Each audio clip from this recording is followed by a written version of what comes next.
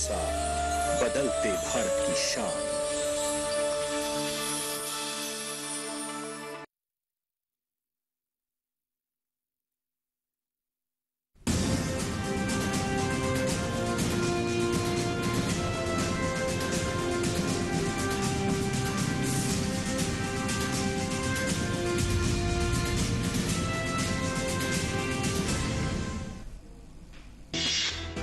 केंद्रीय कृषि मंत्री नरेंद्र सिंह तोमर के आतिथ्य में मंगलवार को हुआ इंडिया इंटरनेशनल साइंस फेस्टिवल का समापन। कहा, डिजिटल एग्री मिशन से किसानों को मिलेगा नई टेक्नोलॉजी का लाभ। ड्रोन टेक्नोलॉजी का उपयोग किसानों के लिए किया जा रहा है सुलभ। लोकसभा अध्यक्ष ओम बिरला ने मंगलवार को कोटा राजस्थान में 2 दिवसीय कृषि महोत्सव प्रदर्शनी और प्रशिक्षण कार्यक्रम का किया उद्घाटन। कहा, आत्मनिर्भर भारत बनाने के लिए किसान नई कृषि परंपराएं प्रति बूंद अधिक फसल पद्धति का करें प्रयोग। केंद्रीय मंत्री कैलाश चौधरी ने कहा, कृषि मंत्रालय के बजटीय आवंटन में की गई वृद्धि। महाराष्ट्र के मुख्यमंत्री एकनाथ शिंदे और उप मुख्यमंत्री देवेंद्र फडणवीस ने केंद्रीय सहकारिता मंत्री अमित शाह से की मुलाकात। शिंदे ने कहा, चीनी उद्योग को ताकत देने और सशक्त बनाने पर हुई चर्चा। महाराष्ट्र के चीनी उद्योग और किसानों को होगा फायदा। केंद्रीय मंत्री डॉक्टर जितेंद्र सिंह से मंगलवार को हिमाचल प्रदेश के मुख्यमंत्री सुखविंदर सिंह सुक्खू ने की मुलाकात। सुक्खू ने बागवानी और कृषि में केंद्रीय सहायता की मांग। डॉक्टर सिंह ने पहाड़ी राज्य को सभी क्षेत्रों की तकनीकी प्रगति के लिए हर संभव केंद्रीय सहायता प्रदान करने का दिया आश्वासन।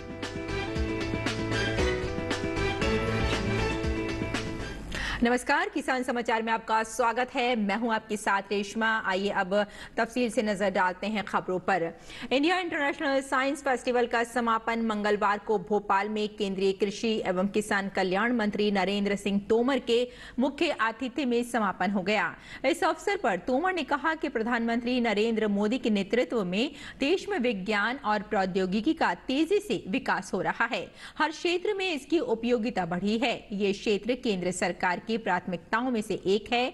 तोमर ने कहा कि साइंस और टेक्नोलॉजी से आज कोई भी क्षेत्र अछूता नहीं है। कृषि क्षेत्र में भी टेक्नोलॉजी की वजह से काम करना आसान हो गया है, नुकसान कम हो रहा है और समय की बचत हो रही है। ड्रोन टेक्नोलॉजी का उपयोग किसानों के लिए सुलभ किया जा रहा है। डिजिटल एग्रीकल्चर मिशन के माध्यम से किसानों को काफी लाभ मिलेगा। कृषि क्षेत्र में जिस प्रकार से अनुसंधान हो रहे हैं, उसके आधार पर हम कह सकते हैं कि आने वाले कल में तकनीक का इस्तेमाल करते हुए भारत अपनी उत्पादन व उत्पादकता को बढ़ाएगा। अपनी आवश्यकताओं की पूर्ति के साथ दुनिया के प्रति दायित्व का निर्वहन करने में भी सफल होगा। केंद्रीय कृषि एवं किसान कल्याण मंत्रालय तथा राजस्थान के कृषि विभाग की ओर से मंगलवार को कोटा में 2 दिवसीय कृषि महोत्सव प्रदर्शनी एवं प्रशिक्षण मेले का शुभारंभ किया गया। शुभारंभ लोकसभा स्पीकर ओम बिरला, केंद्रीय कृषि एवं किसान कल्याण राज्य मंत्री कैलाश चौधरी तथा राजस्थान सरकार में कृषि एवं पशुपालन मंत्री लालचंद कटारिया तथा सहकारिता राज्य मंत्री उदयलाल अंजना ने किया।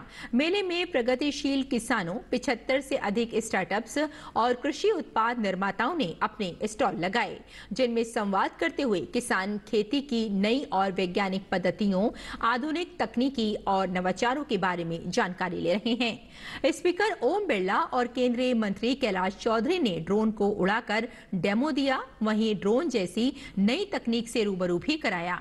राजस्थान सरकार के कृषि विभाग के Kota state centre of excellence ने भी अपना स्टॉल लगाया, जहां उच्च गुणवत्ता के बीज रहित नींबू के पेड़ को प्रदर्शित किया गया।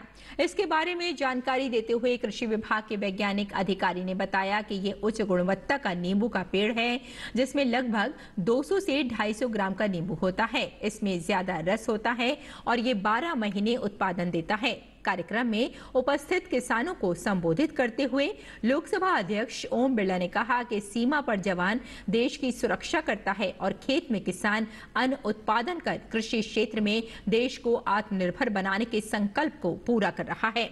हमारा संकल्प अभी पूरा नहीं हुआ है। उन्होंने कहा कि किसान की आमदनी बढ़े बगैर देश की आर्थिक उन्नति नहीं हो सकती। ओम बिरला ने किसानों से आह्वान किया कि परंपरागत और आधुनिक खेती का ऐसा सम्मिश्रण करें कि लोग हार्डोती के खेतों को देखने आएं। लक्ष्य है कि हाड़ौती का जो इलाका जहाँ पर अच्छी जमीन है, पर्याप्त पानी है, एक नई इनोवेशन का, एक नई खेती का एक सेंटर बने और हर किसान अपनी जमीन पर अच्छी उपज उगाने के लिए अच्छे बीज का उपयोग करेगा तो उपज भी ठीक आएगी, कम खाद का उपयोग करेगा तो उसकी जमीन बचेगी। मिट्टी संरक्षण, मिट्टी को बचाना भी एक महत्वपूर्ण काम है जो किसानों को करना चाहिए। इसलिए मिट्टी की जांच और जांच के बाद जो उर्वरक की आवश्यकता वो डालना और इस तरीके से ड्रोन टेक्नोलॉजी के माध्यम से हम किस तरीके से कम पेस्टिसाइड का उपयोग करें, ये भी इस टेक्नोलॉजी के माध्यम से आने वाले समय किसानों को लाभ मिलेगा। केंद्रीय कृषि राज्य मंत्री कैलाश चौधरी ने कहा कि प्रधानमंत्री नरेंद्र मोदी जी की सोच है कि देश का किसान आत्मनिर्भर और मजबूत बनाएं। इसके लिए किसान नई तकनीक पर कृषि उपकरणों का इस्तेमाल करके अपनी उत्पादकता बढ़ाएं। किसान खुद कृषि उत्पादों को प्रोसेसिंग यूनिट लगाए। किसानों के कल्याण के लिए सरकार ने एग्रीकल्चरल इन्वेस्टमेंट फंड भी बनाया है।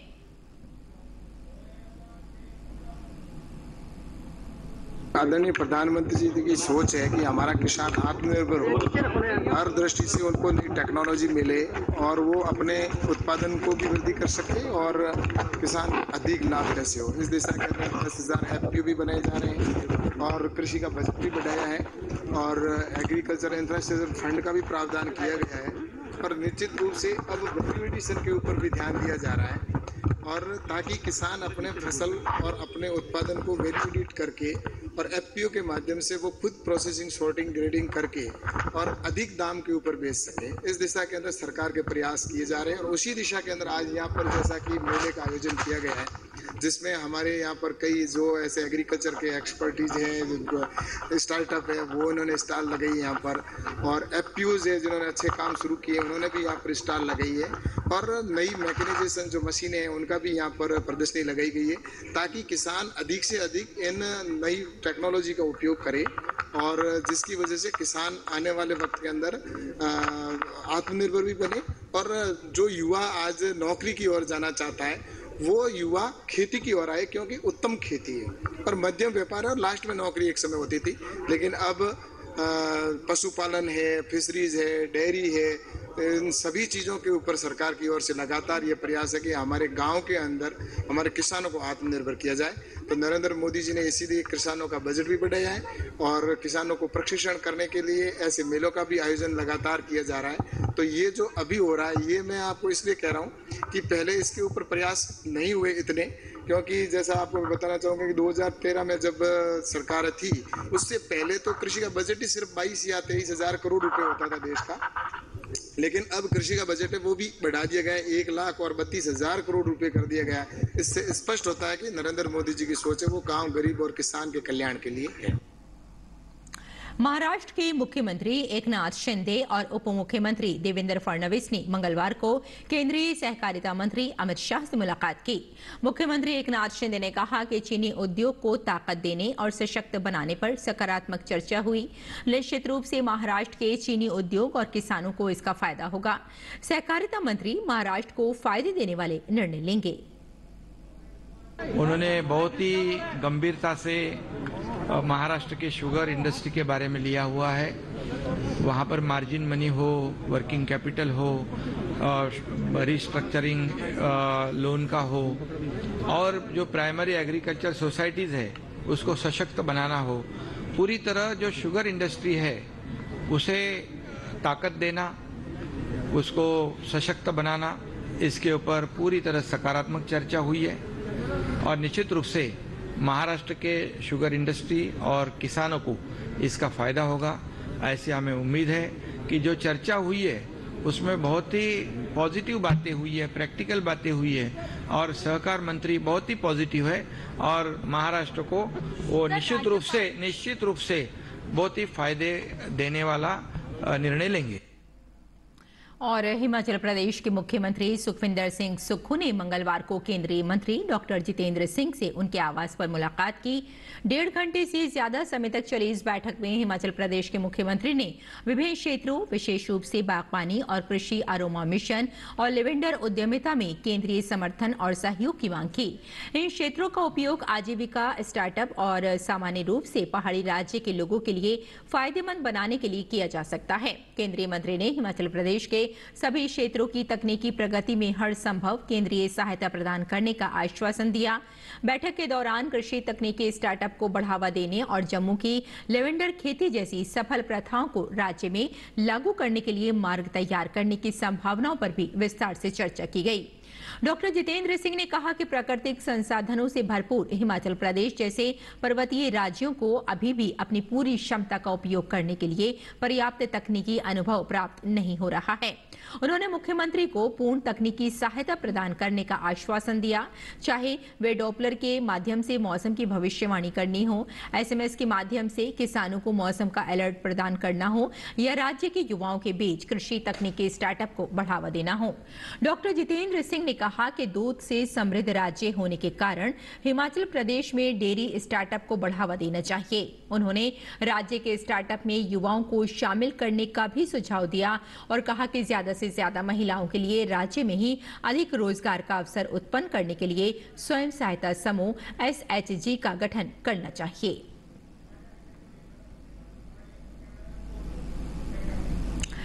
लखीमपुर मामले में आरोपी आशीष मिश्रा को बड़ी राहत मिली है। सुप्रीम कोर्ट ने आरोपी आशीष मिश्रा को सशर्त 8 हफ्ते की अंतरिम जमानत दी है। इसके साथ ही सुप्रीम कोर्ट ने 4 प्रदर्शनकारी किसानों को भी जमानत दे दी है। सुप्रीम कोर्ट ने कहा है कि ट्रायल या गवाहों को प्रभावित करने की कोशिश हुई तो जमानत रद्द कर दी जाएगी। अदालत ने जमानत के बाद आशीष मिश्रा को उत्तर प्रदेश या NCR में नहीं रहने का आदेश दिया है। इससे पहले सुप्रीम कोर्ट ने अप्रैल 2022 में इलाहाबाद हाई कोर्ट के आशीष को जमानत देने के आदेश को रद्द कर दिया था। तत्कालीन CJI NV रमन्ना की अध्यक्षता वाली 3 जजों की बेंच ने हाई कोर्ट से मामले की दोबारा सुनवाई करने को कहा था। दूसरी बार सुनवाई के बाद इलाहाबाद हाई कोर्ट ने आशीष को जमानत देने से इनकार कर दिया था, जिसके बाद आशीष मिश्रा ने दोबारा सुप्रीम कोर्ट का रुख किया था।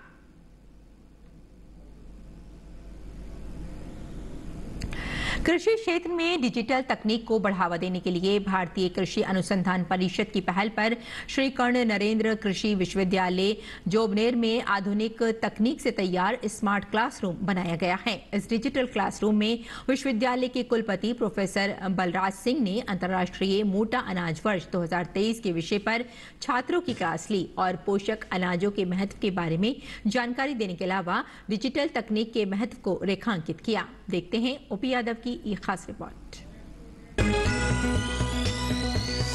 भारत सरकार के डिजिटल इंडिया मिशन को ICAR से संबद्ध सभी विश्वविद्यालयों में बढ़ावा दिया जा रहा है। इसी क्रम में श्री कर्ण नरेंद्र कृषि विश्वविद्यालय जोबनेर में डिजिटल तकनीक का उपयोग कर आधुनिक सुविधाओं से सुसज्जित स्मार्ट क्लासरूम बनाया गया है। विश्वविद्यालय के कुलपति प्रोफेसर बलराज सिंह की दूरदर्शी सोच को रेखांकित करते इस डिजिटल क्लासरूम में स्वयं कुलपति अंतर्राष्ट्रीय मोटा अनाज वर्ष 2023 के विषय पर क्लास ले रहे हैं।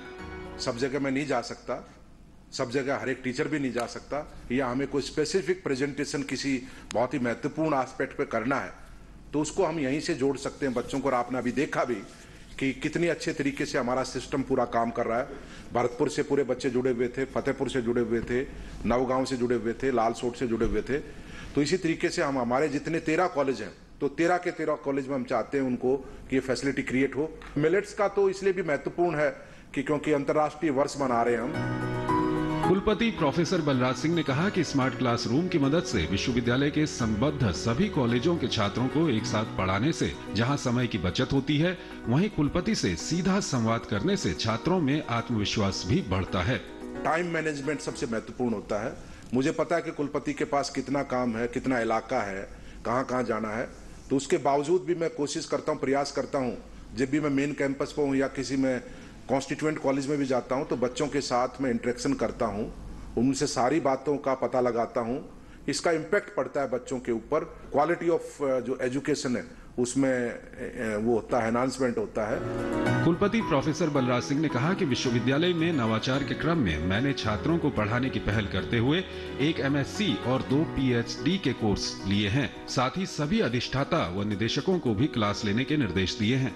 मैंने IRI में करीब 16-17 साल पढ़ाया है। मेरा पूरा जिंदगी का एक मोटो रहा है कि जो नॉलेज आपके पास है वो अल्टीमेटली जो जिस आदमी को भी जरूरत है उसके पास पहुंचनी चाहिए। जोधपुर में भी जब कुलपति था कृषि विश्वविद्यालय का, वहां भी मैं मास्टर्स को MSc और PhD की क्लासेस लेता था।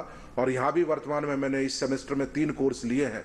प्रोटेक्टेड कल्टीवेशन का जो MSc के लिए है, और प्लस में दूसरा कोर्स 2 PhD के कोर्स हैं, recent trends in vegetable cultivation and abiotic stress management in vegetable crops. अंतर्राष्ट्रीय मोटा अनाज वर्ष 2023 के विषय पर पोषक अनाजों के बारे में जानकारी दे रहे कुलपति से सीधा संवाद कर रहे छात्र भी यहाँ खासे उत्साहित नजर आ रहे हैं। VC सर ने क्लास ली और ये बताया कि मिलेट्स की क्या क्या इंपॉर्टेंस है, जैसे कि मिलेट्स एल्कलाइन होते हैं जिसकी वजह से एसिडिटी की जो प्रॉब्लम्स है वो कम होती है, और इसमें जो न्यूट्रिटिव वैल्यूज है वो भी बहुत अच्छी है। VC सर ने बताया कि मिलेट्स में भरपूर मात्रा में पोषक तत्व होते हैं, इससे आयरन वगैरह की कंप्लीट बॉडी को मिलती है। इस डिजिटल क्लासरूम में हमें VC सर ने जो है बता रहे हैं अभी कि रिसेंटली जो इंटरनेशनल ईयर ऑफ मिलेट्स 2023 है ये हमारे लिए क्यों इम्पोर्टेंट है। सर ने ये बताया कि हमें मिलेट्स से कितनी सारी चीजें बनाने को मिल सकती है, जैसे कि मिलेट्स के पकौड़े, मिलेट्स के कुरकुरे, मिलेट्स की चावल, मिलेट्स की सारी खिचड़ी।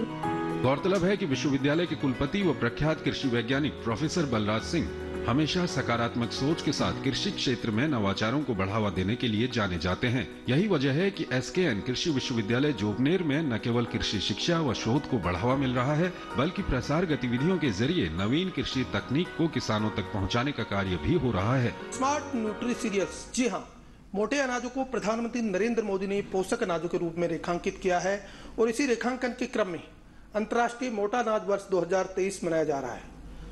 श्री कर्ण नरेंद्र कृषि विश्वविद्यालय जोबनेर के कैंपस में अभी हम मौजूद हैं। अभी इस क्लासरूम में जो बच्चे बैठे हैं यह है स्मार्ट क्लासरूम। विश्वविद्यालय के कुलपति स्वयं बच्चों को न केवल मिलेट्स के बारे में जानकारी दे रहे हैं, बल्कि शिक्षण कार्य करवाने के साथ साथ विश्वविद्यालय से संबद्ध सभी कॉलेजों के छात्रों और प्राध्यापकों को शिक्षण कार्य भी करवा रहे हैं। निश्चित तौर पर कुलपति की इस तरह की पहल से एक और जहां अंतर्राष्ट्रीय मोटा अनाज वर्ष को मनाने की एक सार्थकता साबित हो रही है, वहीं दूसरी ओर पोषक अनाजों के बारे में जानकारी देने से शिक्षकों और विद्यार्थियों में नई ऊर्जा का संचार भी हो रहा है। OP Yadav, DD news, Jobner.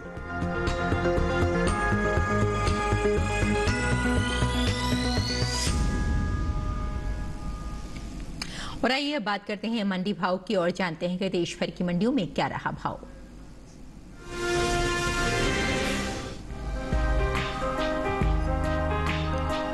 कृषि उपज मंडियों में धनिये की आवक सामान्य है। बात इसके हाजिर भाव की करें तो एग्मार्क नेट के अनुसार गुजरात की राजकोट मंडी में 23 जनवरी को धनिये का भाव रहा 6,850 रुपए।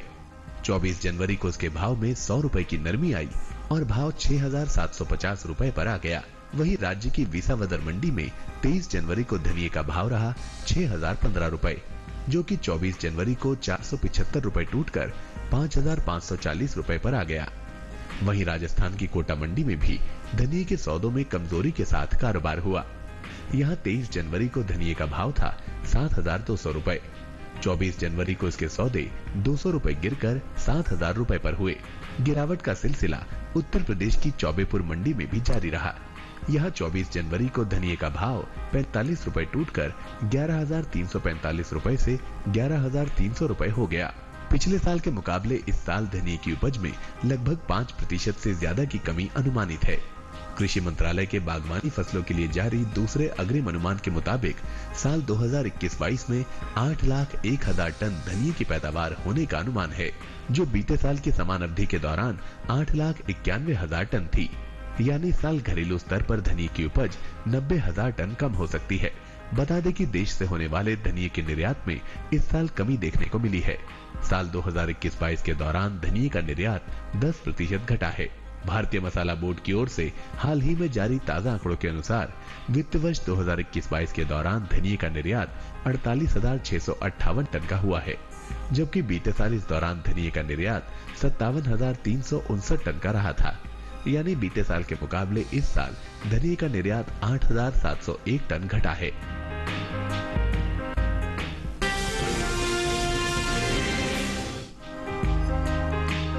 मंगलवार को तिल के सौदों में उठापटक के साथ कारोबार हुआ। बात आवक की करें तो कृषि उपज मंडियों में 24 जनवरी को गुजरात और राजस्थान की मंडियों में तिल की आवक सामान्य रही। एगमार्कनेट के मुताबिक गुजरात की राजकोट मंडी में 23 जनवरी को तिल का भाव रहा 14,075 रुपए। 24 जनवरी को इसके भाव में 500 रुपए की नरमी आई और भाव हो गया 13,575 रुपए। राजस्थान की कोटा मंडी में तिल के सौदों में बढ़त के साथ कारोबार हुआ। यहाँ 23 जनवरी को तिल का भाव था 12,400 रुपए। 24 जनवरी को इसके सौदे 1100 रुपए मजबूत होकर 13,500 रुपए पर हुए।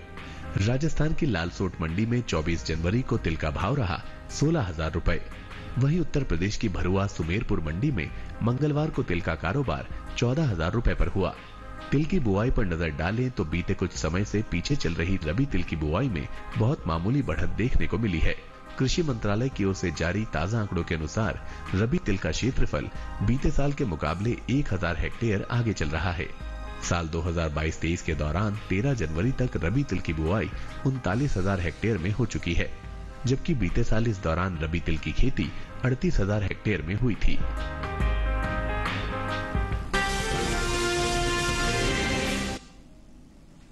और आइए बात करते हैं मौसमी खेती की और जानते हैं कि इस मौसम में किसान कैसे रखें अपनी खेती का ख्याल।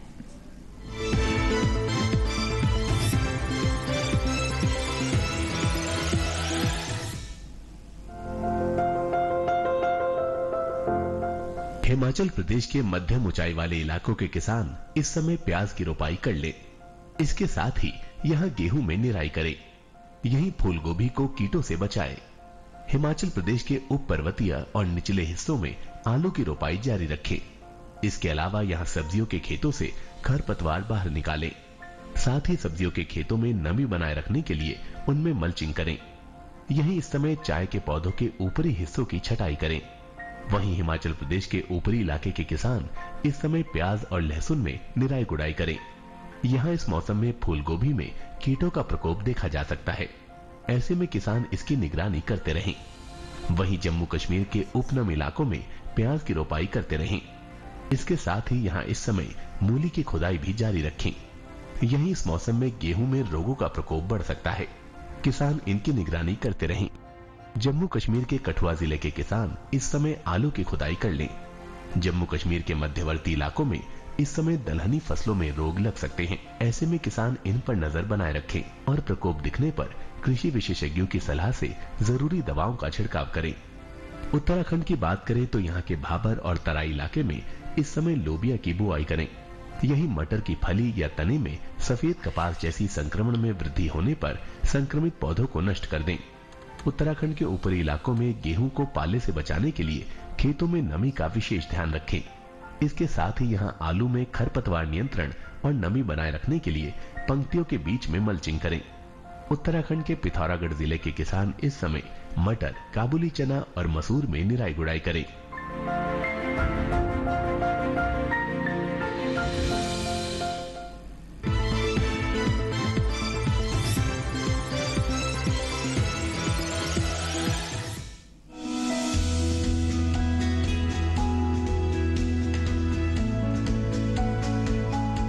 टमाटर के लिए जीवांश वाली बलुई दोमट और दोमट मिट्टी इसके लिए ज्यादा उपयुक्त होती है।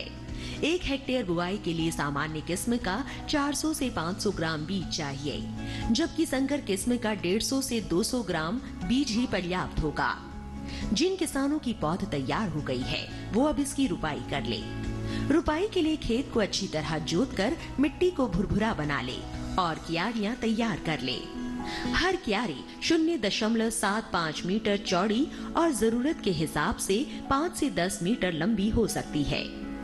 ध्यान रहे कि सीमित बढ़वार वाली फसल के लिए कतार से कतार के बीच की दूरी 60 सेंटीमीटर और पौध से पौध की दूरी 45 सेंटीमीटर होनी चाहिए, जबकि असीमित बढ़वार वाली फसलों में कतार से कतार की दूरी 75 सेंटीमीटर और पौध से पौध के बीच की दूरी 50 सेंटीमीटर होनी चाहिए। रुपाई दोपहर बाद करना ज्यादा बेहतर रहेगा। रुपाई के तुरंत बाद जरूरत हो तो हल्की सिंचाई कर दे। बाद में जब भी आवश्यक हो तो पानी देते रहे। खरपतवार नियंत्रण के लिए समय समय पर निराई गुड़ाई करते रहे। टमाटर में कई तरह की बीमारियां भी लग सकती है। झुलसा रोग में पुरानी पत्तियां पीली हो जाती है। टमाटर की फसल में विषाणु से फैलने वाला मौजिक रोग भी खतरनाक है। इसमें पत्तियां सिकुड़ जाती हैं और पौधों की बढ़वार रुक जाती है। रोकथाम के लिए सिकुड़ी पत्तियों को उखाड़कर जला दे। टमाटर में पत्ती, तना और फल भेदक कीट लगते हैं। इससे ग्रसित पत्तियां गिर जाती हैं। रोकथाम के लिए विशेषज्ञों की सलाह पर उचित दवाओं का छिड़काव करें।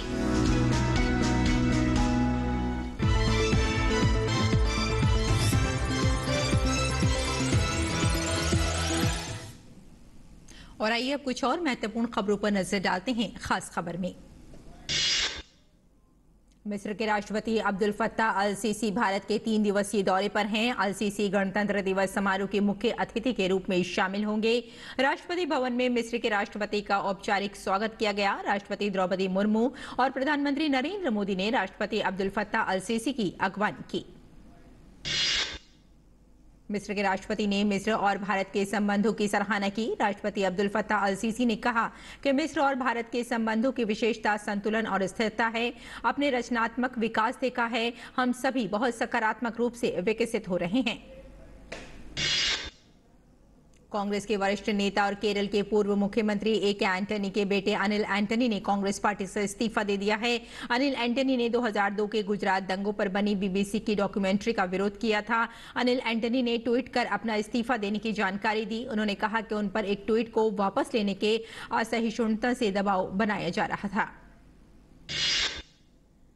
गणतंत्र दिवस परेड हर साल की तरह इस बार भी बेहद खास होने वाली है। इस साल बीएसएफ ऊंट पर सवार दस्ते में पहली बार महिलाएं भी शामिल होने जा रही हैं। बेहद ही खास शाही पोशाक में महिला प्रहरी कर्तव्य पथ पर ऊंट की सवारी करते हुए पुरुष सुरक्षा बलों के साथ कदम ताल करेंगी। भारी शोर शराबे के बीच दिल्ली में एक बार फिर मेयर और डिप्टी मेयर का चुनाव टल गया है। भारतीय जनता पार्टी के सांसद ने आरोप लगाया है कि आम आदमी पार्टी मेयर का चुनाव नहीं कराना चाहती है, इसलिए वह सदन को हंगामे की भेंट चढ़ा देती है। चुनाव आयोग ने महाराष्ट्र की चिंचवाड़ और कस्बा पेठ सीट पर तय उपयुक्त की मतदान तारीख में बदलाव किया है। पहले मतदान 27 फरवरी को होना था, अब ये 26 फरवरी को कराया जाएगा। चुनाव आयोग के अनुसार पुणे जिले के चुनाव अधिकारी ने इस बात की जानकारी दी थी कि पहले तय मतदान के दिन वहां 12वीं और स्नातक स्तर की परीक्षाएं होनी है। इसे देखते हुए आयोग ने तारीख बदलने का निर्णय लिया है। तो किसान समाचार में फिलहाल इतना ही। अनुमति दें। नमस्कार। Thank you.